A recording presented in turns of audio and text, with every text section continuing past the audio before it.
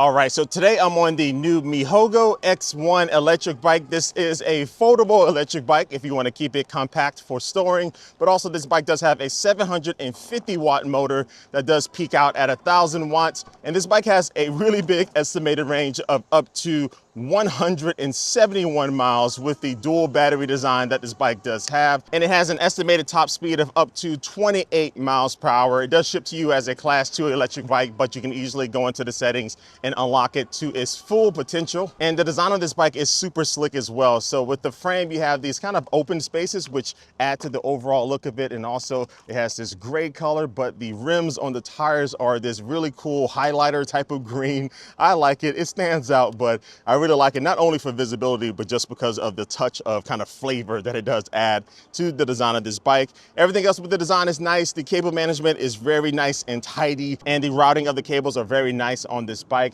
And also this bike does come with a rear rack as well, and this rack can support up to 88 pounds that you can strap on and carry. And the bike does weigh 80 pounds, and that's actually not too bad for a dual battery design like this. And then the bike itself can support up to 330 pounds, so that's you and also whatever you're carrying as far as storage. And this bike has a recommended rider height between 5'2" and 6'8", and I'm about 6 feet tall, and the pedaling is really good, especially after you adjust the seat on this thing to get that optimum height. But yeah, my knees aren't coming up too high at all. The riding position overall is having me sit just a tad bit forward, which I don't mind, but it's a very comfortable ride when you are pedaling, or of course just using this thumb throttle on this thing to be able to go where you're trying to go. And next to the thumb throttle here on the handlebars, you will find a 2.4-inch color display, which is really easy to read in the sun like I am right now. So I'm very happy with the display that shows you all of your information, your distance, your speed, your pedal assist level, all of that good stuff. And also the menu system is very easy to navigate. It's a very simple menu system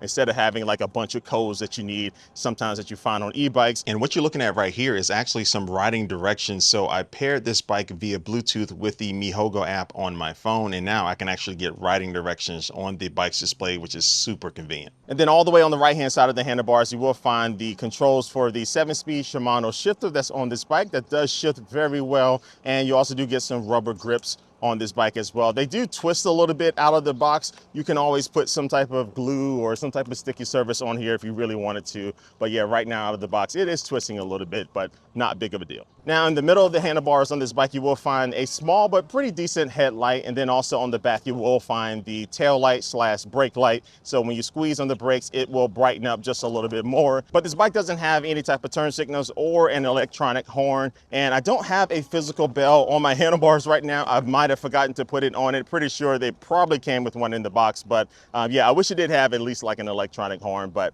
again, not a big deal. All right, so now for my speed test here. So let's see what this 750 watt rear hub motor can get me up to. I weigh around 220 pounds right now, so the first test will just be using throttle only. In 3, 2, 1, boom, here we go. All right, so again, this does peak out at around 1,000 watts, but we're already at 12, 14, 15, 16, 18, 19, 20 miles per hour to the bike's display. GPS app is just hitting 21 miles per hour. We're at 24, 25 on the bike's display, 26. And we hit 27 on the bike display, 25.3 on my GPS app on my phone, 27 on the bike display. Bike feels really solid at this speed. Can we get 28? We're hovering around 27. 26 on the bike's display, and all right, so we had 27. I have done this test before and I have reached 28, but yeah, anyway, let's test out these hydraulic disc brakes before I hit this fireworks box right here. Somebody has some fun out here. But yeah, up to 28 miles per hour with throttle is definitely achievable. But now let's go ahead and do a test using pedal assist. In 3, 2, 1, boom. And this bike does have a torque sensor, if I have forgotten to mention that. So the pedaling is very responsive, and now we're already at 18, 19, 20 miles per hour, 21, 23, and let me give it a little bit more juice here, 26, 27, 28, and we're showing 26.5 on my GPS app on my phone. So 28 miles per hour using throttle and pedal assist. It's good to go on this bike. Hydraulic disc brakes again. Woo. Now getting back to the advantage of the torque sensor on this bike, that torque sensor makes a world of difference when it comes to just the power that you can get the second you start pedaling. Is really nice, especially for going up some cobblestone hills like this. All right, so let me whip around here and test out the front suspension on this thing going over some cobblestone, which is always rough. But yeah, just having 45 millimeters of travel on the front suspension doesn't really give you that much suspension. And the fact that this bike does not have any type of rear suspension, I am feeling these bumps in my body. You can probably tell by my voice. Now the seat itself is not bad. It's a pretty wide saddle. It handles my big old butt pretty fine. But yeah, some type of rear suspension would have been nice, but you know, with this type of folding design, sometimes you don't always see that. But yeah, the front suspension is adjustable, so you can lock it and unlock it out depending on how much suspension that you do want. All right, so now for my hill test here. So I know the sun is directly facing me, so sorry about that, blinding you. But anyway, from a complete dead stop, just throttle only, 3, 2, 1, boom. And this is a pretty nice long and steep hill. And again, this motor peaks out at 1,000 watts. The base of it is 750 watts, but we're at around 12 miles per hour, which is pretty good. Pretty good for this motor. 13, 14, that's actually really good. So a lot of e-bikes typically get around like 10 or 11 miles per hour in this type of kind of bracket of e-bike, I would say. So yeah, that was pretty good performance. So this thing in the motor definitely feels like it has more power than probably what is even given out. But yeah, hill performance is pretty good. And the handling for this bike is really nice. I feel very confident and sturdy on this thing. And also, I haven't been noticing a lot of rattling that you can sometimes get on foldable e-bikes because you have a few more moving parts than your typical e-bike. So that's pretty nice. But yeah, let's go over some more cobblestone here and actually let me do some pedaling here. Yeah, definitely would like some type of rear suspension, but I probably would add like a suspension seat post that you can get pretty much anywhere, especially off of Amazon. But that will definitely make a world of difference. It'll give you some cushion. So I definitely recommend that. But okay, so now let's go a little bit off-road here.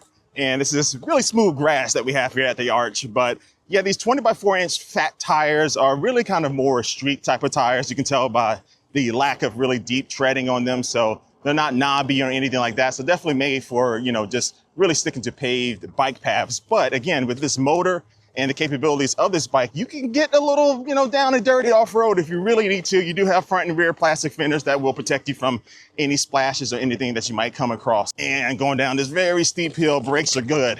Very nice. So yeah, you can always put some more off-roady type of tires if you really want to really kind of keep this thing off of the beaten bike path. But definitely my favorite part about these tires is this green rim on the inside. This green just really adds that extra splash of color that you need for the sea of e-bikes that we have out here. So definitely something that makes this thing kind of stand out design-wise. So yeah, I'm liking it. And then of course you have your spoke wheels here that over time will need to be tightened up. So a little bit of maintenance with that over time, but not all the time. Now it's not raining right now, but I think it will be in a little bit. But this bike is rated IPX5 for water resistance. So this means that it can handle some splashes of water all around the bike, and you can ride in light rain, but definitely don't leave it outside in the rain all day. It's not really rated for that. Most e-bikes aren't. Now, Mihogo sent over this really cool accessory for this bike, and this is an optional cargo trunk that you can add to the back of this bike. And this thing was very easy to assemble. It really only took me around 10 minutes or so. So you just got to put the wheels on, put a couple of the springs on and stuff. But yeah, this thing is really cool because it has a decent amount of space to put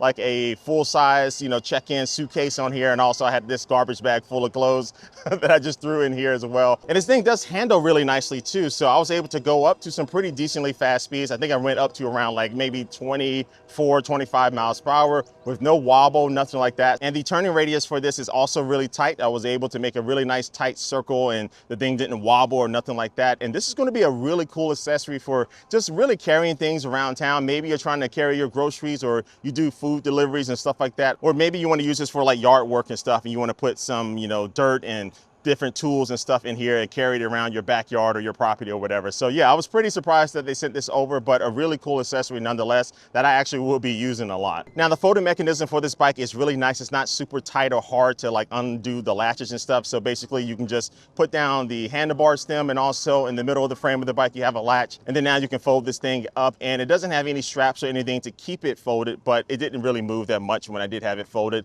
And also you do have a small wheel at the bottom if you do want to kind of push this thing anything around, but I typically just like pick it up myself. Oh, and the pedals on this bike also fold too, so it helps them get out the way. And when it's time to unfold it, that process is also relatively smooth. It does take a little bit of getting used to if this is your first folding bike, but once you get the whole process down, it does go pretty quickly. Now, the dual batteries on this bike are split up into two different locations. So you have the one battery that's on the back near the rear rack. So you can use the included keys to be able to unlock that and then pull that out and take it inside to charge it if you want, or you can also just leave it on the bike and charge it that way too. And the second battery is actually located in the middle of the frame of the bike. So you just split the bike open in half like you're trying to fold it, but then now you'll be able to use a key to unlock it and then pull that out. And then again, you can also just take that inside and charge it as well. All right, so now let's talk about the range. So again, up to 171 miles is the estimated range, but you're not always going to get that, especially if you are using the throttle only, and that is to be expected with every e-bike. Now, since the last time I charged this bike, I've been mostly using the throttle, and I just have like a sliver of the battery percentage down, and I'm already at 9 miles. So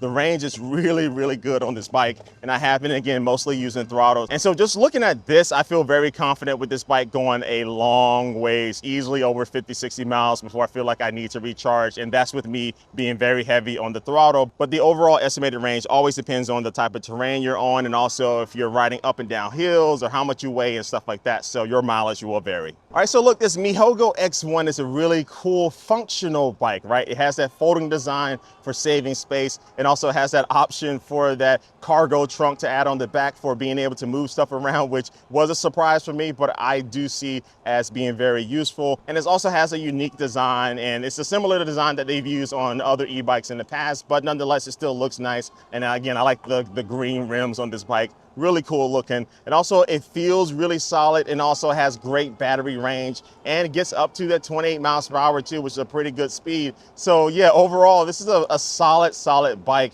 Now, at the time of me making this, I don't have an official price just yet. I am getting this before it's even, I think, announced. So definitely stay tuned to the description in this video for the latest pricing, and also if there are any additional colors or anything like that. So make sure you check out that link in the description of this video. And also, if I do add an affiliate link in the description of this video, that does help support that channel if you do use that. So I really do appreciate that. But like always, I do want to know what you think about this Mihogo X1 electric bike. Leave a comment down below. And thanks for watching this video, and I will catch you later.